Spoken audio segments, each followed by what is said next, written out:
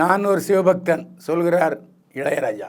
இசைஞானி இளையராஜா பத்திரிகையாளர்களுக்கு பேட்டி கொடுக்கும் பொழுது, புகழும் பாராட்டும் என்னை ஒட்டாது, ஏன்னா நான் கர்வத்திலிருந்து விடுபட்டு விட்டேன். நான் ஒரு சிவபக்தன்.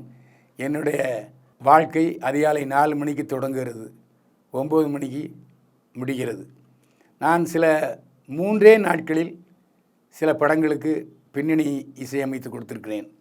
ஆனால் இப்போது உள்ளவர்கள் வெளிநாட்டில் போனால்தான் எனக்கு மெட்டு வரும், கம்போசிங் வரும் என்று சொல்லி நேரத்தை கடத்துகிறார்கள். ஒரு பாடலுக்கே 6 மாதம் எடுத்துக்கொள்கிறார்கள். இதெல்லாம் சினிமாவுக்கு ஒத்து வராது என்று சக இசையமைப்பாளர்களை தாக்கி பேசினார் இளையராஜா. ஆனால் அதில் உண்மையும் இருக்குது.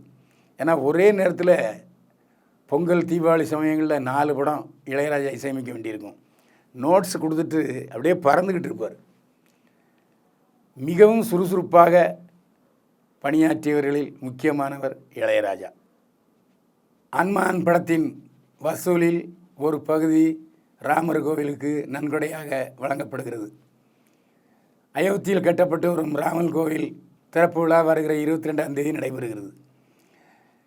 இந்த ராமர் கோவில் திறப்பு விழாவில் சூப்பர் ஸ்டார் ரஜினிகாந்த், அவருடைய அண்ணன் சத்யநாராயணா, மனைவி லதா ரஜினிகாந்த் மற்றும் இசைஞானி இளையராஜா ஆகியோர் செல்கிறார்கள். இப்போது நடிகர் சிரஞ்சீவியும் அவருடைய குடும்பத்தினருடன் ராமர் கோவில் திறப்பு விழாவுக்கு செல்வதை அறிவித்திருக்கிறார். அனுமன் படத்தின் விழாவில் நடிகர் சிரஞ்சீவி கலந்து கொண்டார்.